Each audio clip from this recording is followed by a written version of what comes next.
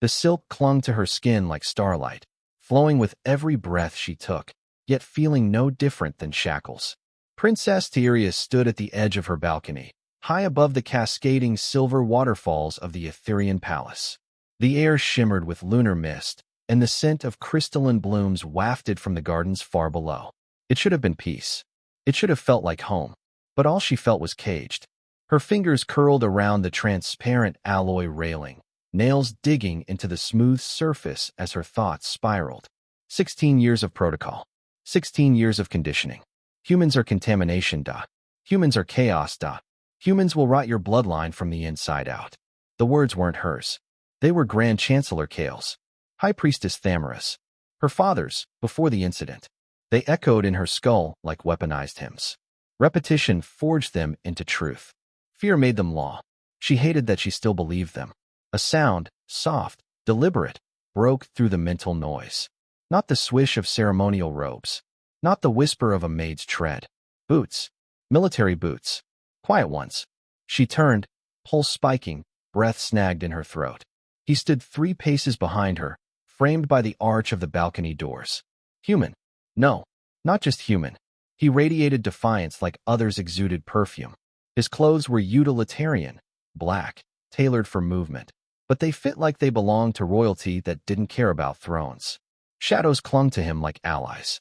His presence bent the air, and his eyes. Stars help her, those eyes. Slate gray with flecks of impossible silver. Like the void before warp jump. Dangerous. Focused. Alive. You're trembling, he said. His voice wasn't what she expected. Not harsh. Not arrogant. Warm. Gentle. Almost curious. I shouldn't be here, she whispered. His head tilted slightly, studying her like a puzzle no one had ever tried to solve. Where should you be? No one had ever asked her that. Not where she wanted to be. Only where she must. Where duty placed her. Where politics arranged her like a chess piece. She blinked at him. Somewhere safe. His answer came without hesitation. From what? Her lips parted. No sound came out. From my people. From my fate. From myself. Instead, she whispered, from you. That should have made him step back. It should have confirmed everything the teachings said. He didn't move. I'm Alex Reno, he said quietly. And I'm not here to hurt you. She didn't know what to say. Because deep down, despite every implanted fear, every lesson drilled into her bloodstream, every warning about humans, she believed him. And that terrified her more than anything else. You can choose, you know. Alex's words were soft, but they struck like a plasma blast. Tiaria stared at him, as if trying to decipher an alien dialect, one no tutor had ever dared speak. What? She stammered. He stepped closer, just enough for the gravity between them to shift. Not quite within reach. Not yet. You don't have to be here, he continued, calm and maddeningly certain. Not on this balcony. Not in this palace. Not in this life. Her breath caught. No one chooses in the royal bloodline, she said automatically. The words spilled out like a prayer she'd been forced to memorize. We are chosen. Assigned. Sacrificed. By who? Alex asked. She blinked. By tradition. The council. My uncle. The song of the line. The song of the line. He repeated with a quirk of his mouth. Not quite mocking. More like someone turning a weapon over in their hands to see what it was really made of. Is that the same song that says your DNA makes you divine, and mine makes me filth? A pause. Her voice was tight. It's more complicated than that. Is it? Tiaria hated how quiet he was. How his words didn't challenge with volume, but with truth. She hated that he was right. She turned away, retreating to the balcony's edge. The silver mist clung to her skin like the tears she refused to shed. Then she felt it. A touch. Not commanding. Not forceful. Just his hand, brushing against hers. Her instincts screamed. Her tutor's voices exploded in her head. Human contact contaminates. Touch will cause degeneration. Impurity. Mutation. She expected agony. A surge of poison. A surge of shame. But instead, warmth. Gentle, undeniable warmth. Like sun through storm clouds. Like the first breath after drowning. Her fingers curled back before she could stop them, unintentionally accepting the contact. And nothing happened. No alarms. No internal decay. No corruption alarms from her biowatch. No shattering of divine purpose. Just skin against skin. Tyeria looked at their hands, shocked. This isn't, she whispered. I was told this would kill me. Alex's eyes softened. Then they lied. The moment shattered like crystal. Alarms screamed through the palace air, jagged and shrill, the kind reserved not for intruders, but for existential threats. Tyeria flinched. The balcony lights flickered as the energy grid fluctuated. A shadow passed overhead, too fast, too silent to be royal security. Alex's posture changed instantly. Gone was the calm, disarming presence. In its place stood something sharpened, ancient, dangerous. Stay behind me, he said. No hesitation. No room for argument. What's happening? He didn't answer. The doors to her chamber exploded inward in a storm of splintered alloy and burning light. 3 figures in matte black armor stormed through. Their helmets distorted their features, featureless masks that hummed with ritualistic markings. Their weapons buzzed with unstable plasma charges, crackling with frequencies that made Tyeria's skin crawl. Princess Tyeria Velsar, the lead cultist, barked.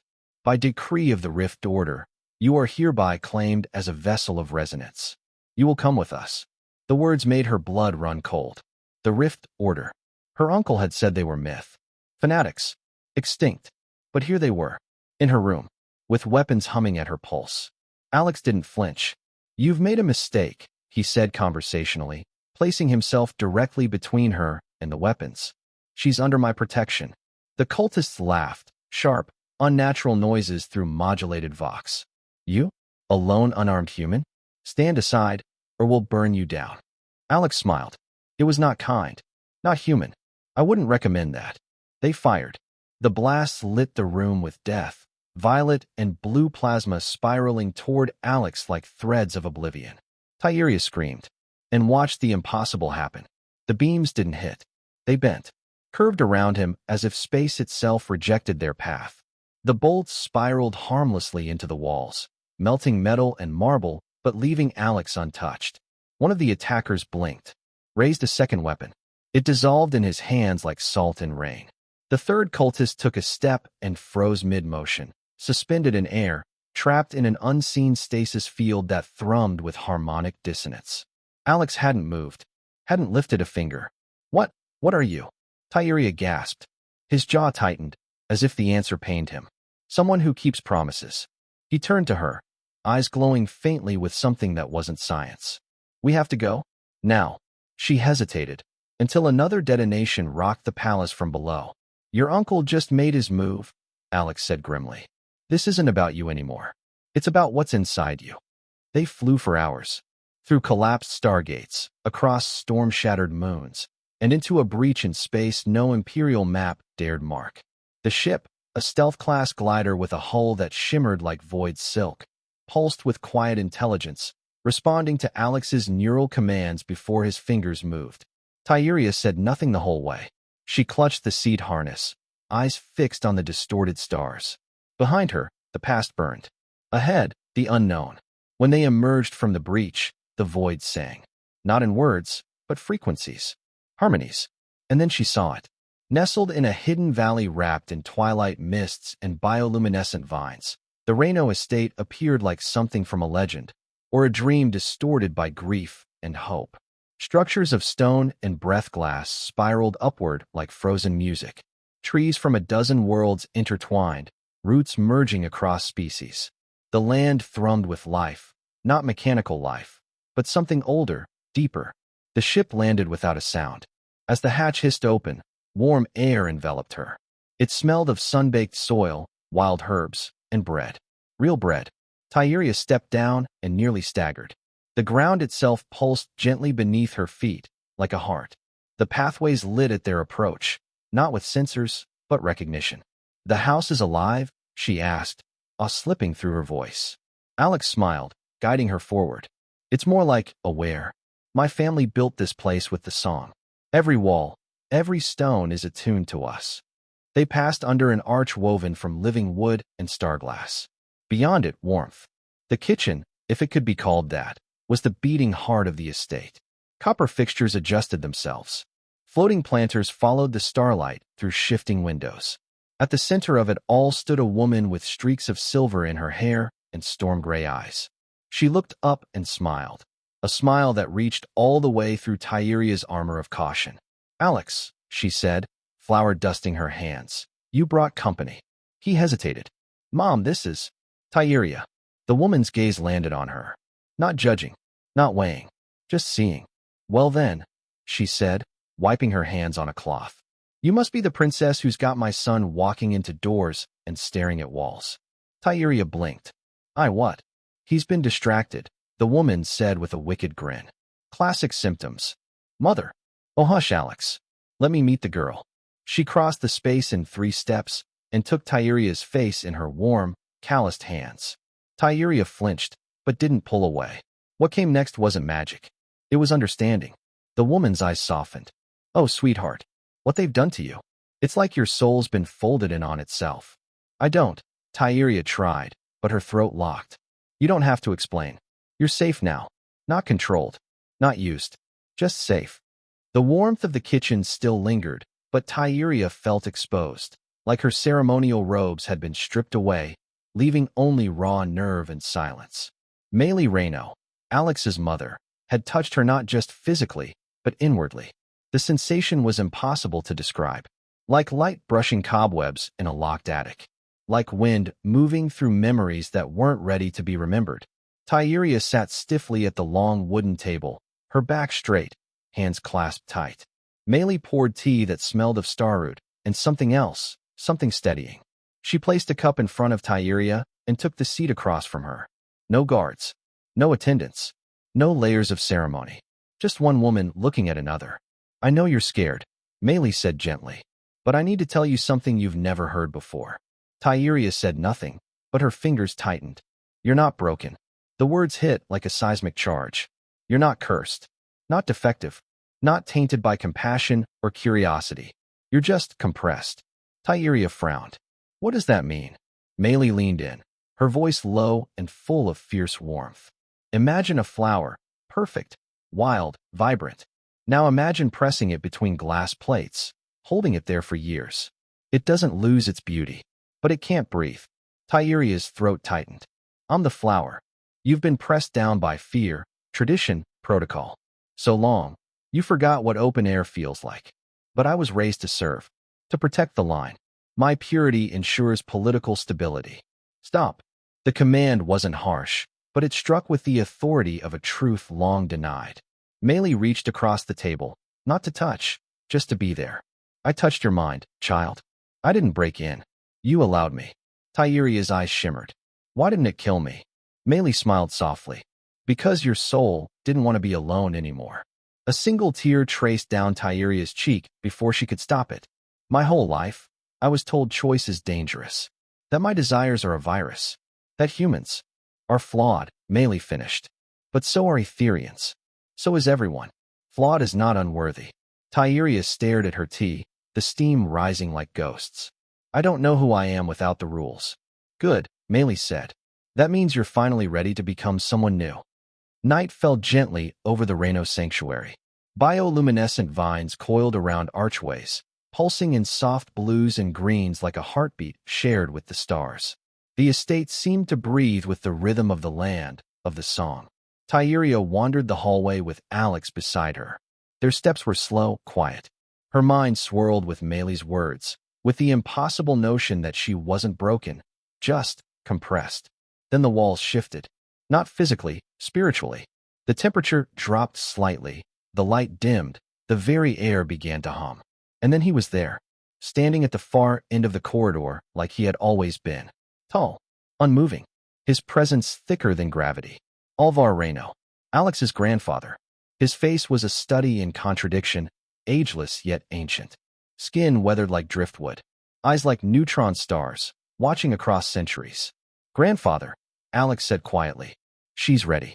Alvar studied her, not unkindly, but with the intensity of someone who had seen things. Come, he said. No demand. No invitation. Just fact. They followed him to a chamber that shouldn't have existed. Round, high-ceilinged. The walls formed of transparent crystal laced with glowing filaments. At the center floated a sphere of liquid light, constantly shifting tones like a living melody. Tyria stared at it. She could feel it humming through her bones. The Song of Harmony, Alvar said. The pulse that binds stars to orbits. That keeps molecules coherent. That guides life and thought and soul.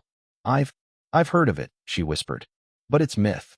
Everything powerful is, until someone sings it back into truth. He stepped closer to her, and suddenly she realized something chilling. This man had not aged naturally. Not by medicine, not by technology, but by balance. You feel it, don't you? He asked. She nodded, her pulse racing. Like music I forgot how to listen to. You didn't forget, Alvar said. You were trained not to hear it.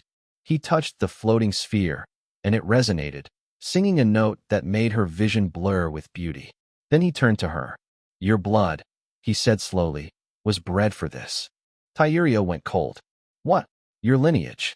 Velsar. Long ago, your ancestors were resonants, singers of the deep frequencies. They were guardians of balance, not rulers. But I'm royal, she insisted. I was born for diplomacy, for leadership, for containment, Alvar said flatly. You are a vessel. That's what your uncle sees. A container for power he cannot wield. Her breath caught. You mean, he doesn't want me for political marriage? No, Alvar said. He wants you as a key, to unlock the old harmonies, to weaponize what your bloodline once protected. The garden was unlike anything Tyria had known. It wasn't ordered like the imperial arboretums of Etheria. No symmetrical hedges, no color-coded blossoms. It was chaos. Beautiful, intentional chaos. Roots from alien trees tangled with earth lemons and luminous fungi from Erelon 3. Flowers opened and closed in rhythm with unseen harmonics, and the air itself shimmered with the scent of star sap and green rain. She wandered deeper into its pulse, needing space to think, or to feel, though she barely knew the difference anymore. That's when she heard the voice. You're stepping on the moss that screams when bruised. Tyria spun. A girl sat cross-legged on a hovering boulder, grinning upside down like gravity was a suggestion. Dark curls framed her freckled face. Her storm-gray eyes were unmistakably Reno. You must be Marina. The girl flipped off the boulder and landed effortlessly beside her, boots crunching softly on the moss. No scream, just a gentle purr. Must I? She teased. Maybe I'm just a hallucination brought on by emotional overload and trauma. Tyria blinked.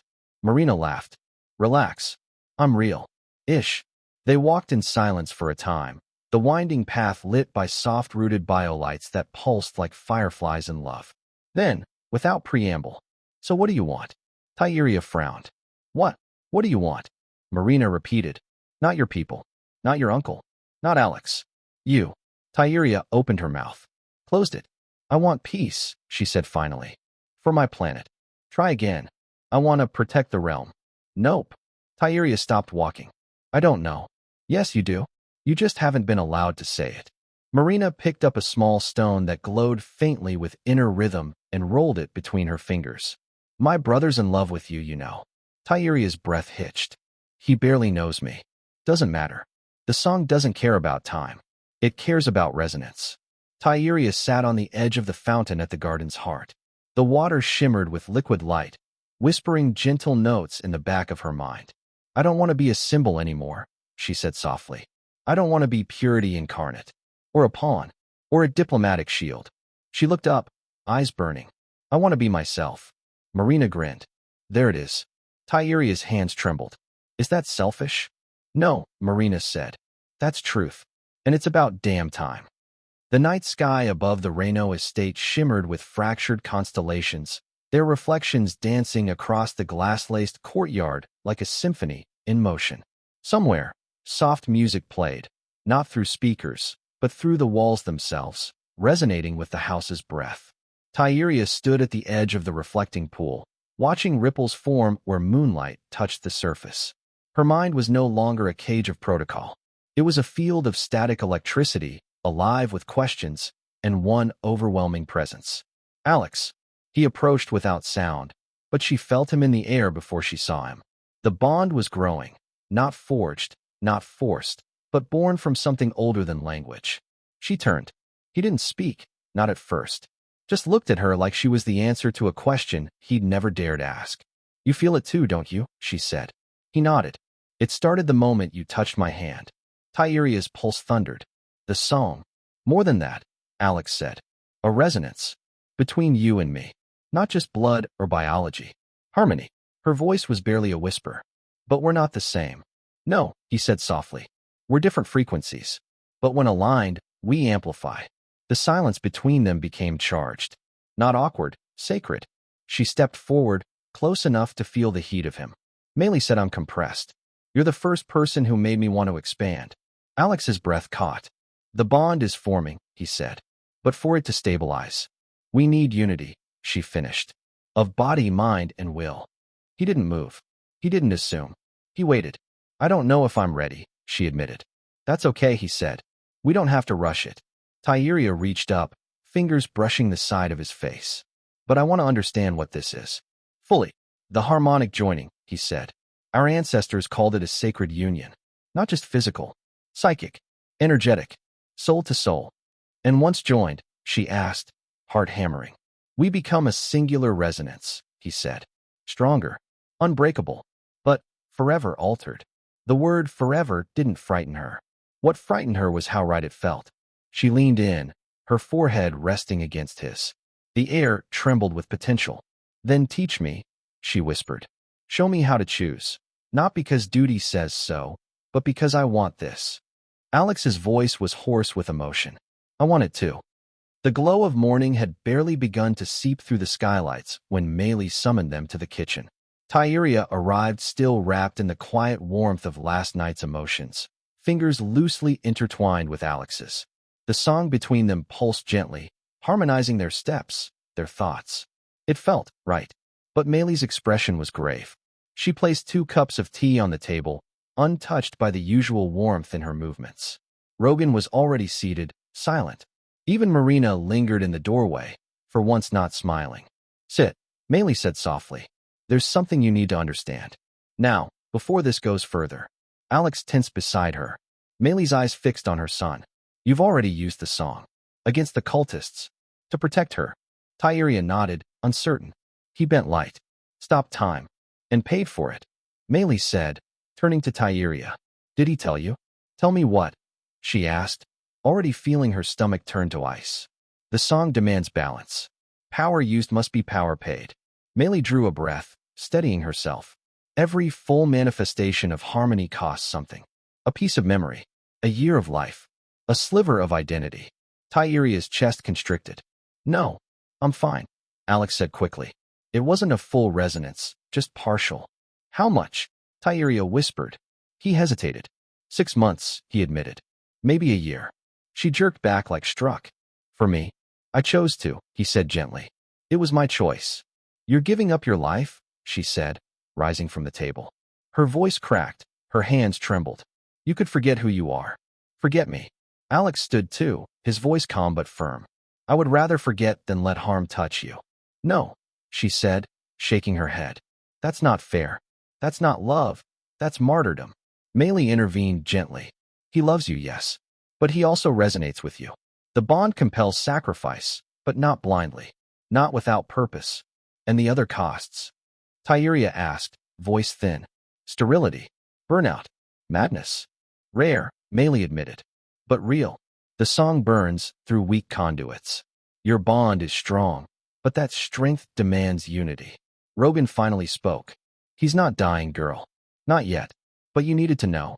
Because once you are joined fully, you share his cost. Tyeria turned to Alex, eyes brimming with sorrow and fury. You should have told me. I didn't want to scare you, he said. You should have let me choose. Silence followed. Heavy. Honest. Then, softly, painfully. I'm sorry. Tyeria pressed her hand to her chest, feeling the song pulse there like a wound, beautiful and terrifying. They had barely recovered from the weight of the morning's revelations when the sanctuary itself shivered. Lights dimmed. The air grew taut, like a string pulled to its breaking point. Then, in the center of the common hall, a column of silver light erupted, humming with command. A hologram bloomed into existence. Regal, tall, clad in obsidian-threaded robes of the council elite. Xaron Veltier, Tyeria's uncle. His voice echoed with synthetic precision, amplified through layers of techno-magic and authority. My dear niece, he began, as if addressing a diplomatic gathering instead of crashing into their sanctuary. I trust your time among the humans has been enlightening. The way he said humans made it sound like vermin. Alex moved instinctively to stand between her and the projection, even though it couldn't harm her. Yet, I come bearing a generous proposal, Sauron continued, his smile never touching his eyes. Return to Etheria within 24 hours. Present yourself for union with Lord Tarn of the Outer Worlds. The ceremony is prepared. Your robes await. The bloodline will be preserved. No, Tyria whispered. But the image did not pause. In exchange, Sauron said, and the air shifted, darker, colder. The Reno estate, and all its human inhabitants, shall remain untouched. Melee's breath caught. Rogan's fists clenched behind his back. And if I refuse? Tyria asked aloud, voice thin but clear. The projection changed. It now showed the capital, her home, altered. The palace was draped in wedding banners. Her chambers filled with ceremonial items, heirloom bindings, and red-veiled fabrics. The room looked like a prison garbed in silk. Then the image shifted again. Orbital weapons. Large constructs with crystalline cores. Ancient Etherean tech corrupted by the Order of the Rift. Devices attuned not to planets, but to resonant energy signatures. To refuse, Sauron said smoothly, is to doom your lover. And the other Reynos. Their estate is not as hidden as they believe. The Order stands ready to nullify harmonic contamination. You'll destroy an entire family line, she said, voice shaking. Better that, he replied, than let our sacred resonance be diluted by flesh unworthy. The projection fizzled, then ended. Silence reigned, until Rogan spoke, voice like distant thunder. They're bluffing. The Order never perfected anti-harmonic counter-resonance. 30 years, Melee said grimly. They've had 30 years since they stole your mother's research. And now, Alex added, they have me, which means they think they can force a harmonic inversion. Turn me into a weapon. They're using me, Tyria said, her fist trembling. My blood, my existence as leverage. Alex's eyes met hers. Then we take that leverage away. The sky above the sanctuary turned indigo as starlight pierced the velvet dusk. Within the heart of the Reno estate, the crystal chamber pulsed with a resonance older than language, waiting. Tyria stood at its center, heart pounding like a second song inside her. She wore no crown, no robes of state. Only a simple silver band across her temple and a woven mantle of starlace gifted by Melee. Across from her, Alex approached slowly, reverently, dressed in the dark ceremonial vestments of his line, sleeves loose to expose the harmonic sigils etched into his skin, softly glowing. Are you sure? He asked, voice hushed, but not hesitant. I was born into a prison, she said. And you show me the door. Her fingers trembled as she took his hand. I'm not walking back. Around them, the walls of the chamber shimmered. Crystal veins pulsed to the rhythm of their joined pulses. The Reno family stood at the perimeter, Melee, Rogan, Marina, silent witnesses to what was about to unfold. The ritual of harmonic joining was older than empire, older than the schism between human and Etherean. Once, it had been a sacred bond between protectors of balance. Now, it would be their weapon, and their promise.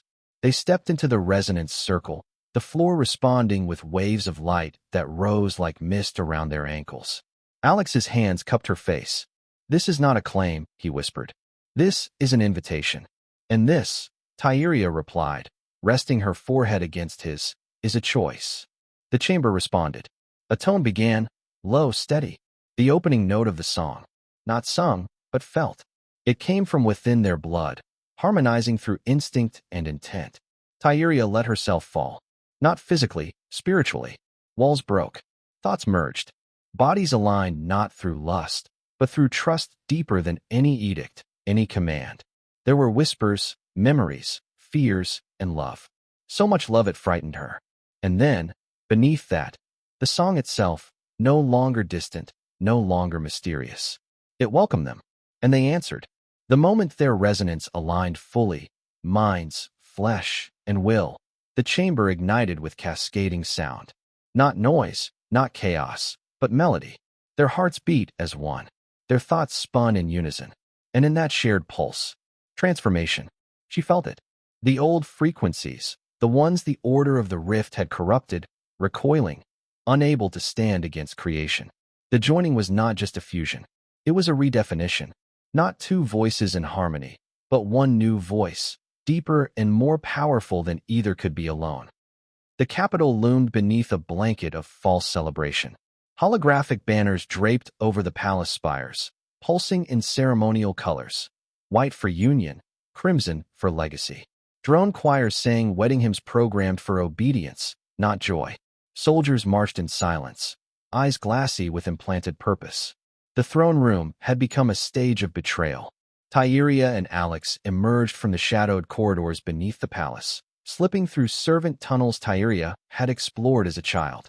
But this time, she wasn't running away from duty. She was charging straight into it. From behind the golden-veined tapestry, they saw it all. Her uncle, Xaron Veltier, stood at the altar, resplendent in his imperial vestments, flanked by the robed cultists of the Order of the Rift.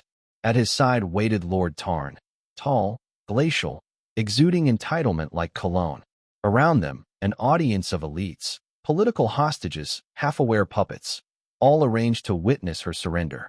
Except she wasn't going to surrender. Alex's hand squeezed hers once.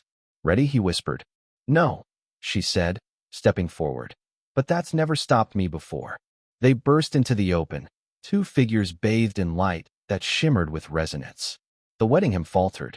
Heads turned. Shock froze the room. "Ah," Xaron said, smiling without warmth. "The runaway returns." "You're the one who's run too far," Tyria snapped. "She's bonded," Tarn snarled. "Her aura, it's corrupted." "She's free," Alex corrected. "And that terrifies you." Xaron raised one hand. Instantly, the cultists began to chant, a deep, dissonant hum that poisoned the air. Their voices twisted in perfect anti-harmony, engineered to unravel resonance at its core. Alex stepped forward. He opened his mouth and began to sing.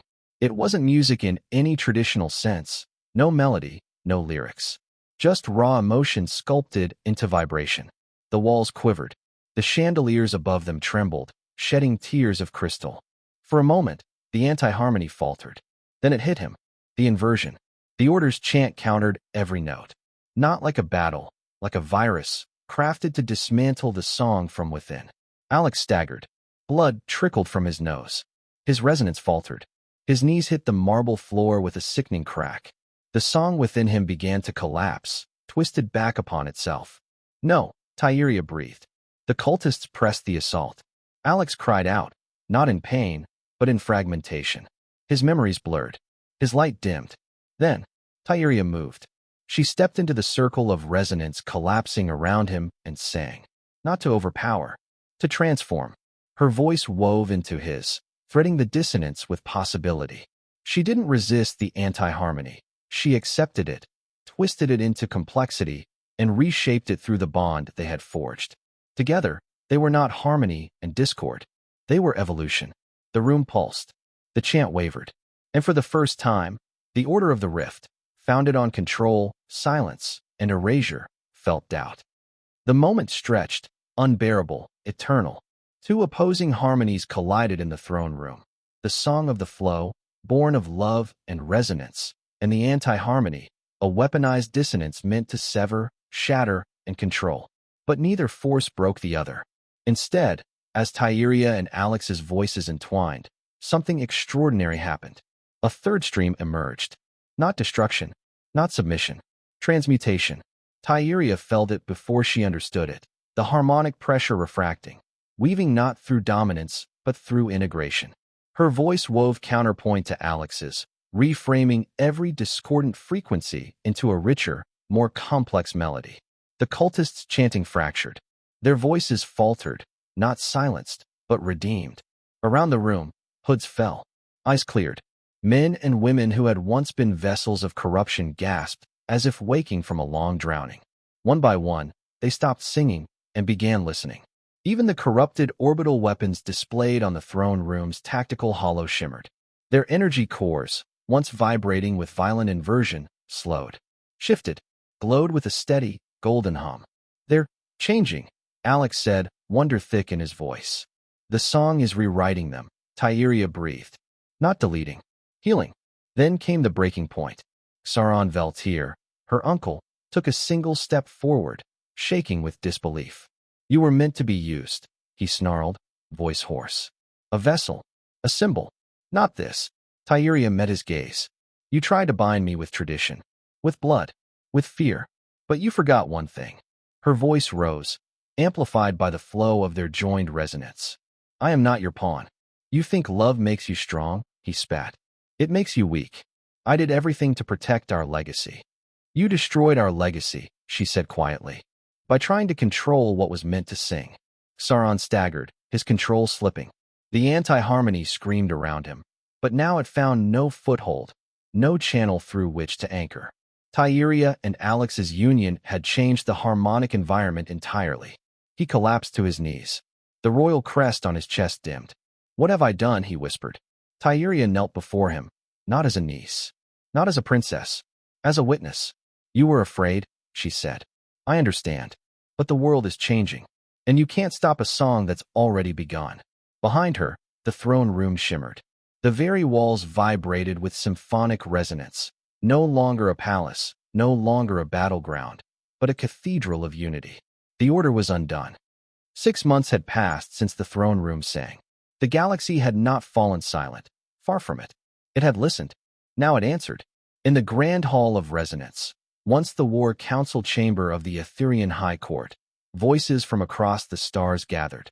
Delegates of fractured systems, once torn by distrust and legacy wars, stood together beneath banners bearing a single sigil. A spiral of light threaded through with 3 stars, the new seal of the Galactic Accord of Harmony. Tyria stood at the heart of it all. No longer a symbol draped in protocol, no longer a girl caged by her crown. She was something rarer, stronger. A conductor. At her side, Alex watched with quiet pride, his hand resting gently atop hers, which now cradled her swelling belly. Their child stirred, not in discomfort, in rhythm. Did you feel that? She asked softly, a smile touching her lips. Alex's eyes lit with something close to awe. She's resonating again. She likes the Centauri anthem, Tyria said, half laughing. They modulated it in harmonic fifths. Smart. He leaned down, pressing a kiss to her stomach. What do you think, little one? Shall we teach them all how to sing? The baby responded with another flutter. Not random, deliberate. Around them, the ceremony began. The accord was being signed, not just with ink and treaty glyphs, but with tones. Each delegation added a note, a phrase, a unique resonance that joined into a growing composition. The act itself was music, binding by frequency. Sarah Reno, standing proudly at the far end of the hall, caught Tyria's eye and nodded. Marina, now official liaison to Interspecies Harmonic Training, winked from her datapad. Rogan stood tall, staff of the flow now formalized as the symbol of galactic balance. The once reclusive Morven line now bore the title keepers of the song. As the final note of the accord resounded, Tyria felt it through her very bones. Peace, not through dominance. Through resonance. Alex leaned closer. You're glowing. I'm enormous, she retorted with a grin. You're creating harmony in your sleep. Everyone's systems are syncing up around the estate. Marion's trying to isolate the waveform, but she says your daughter might be.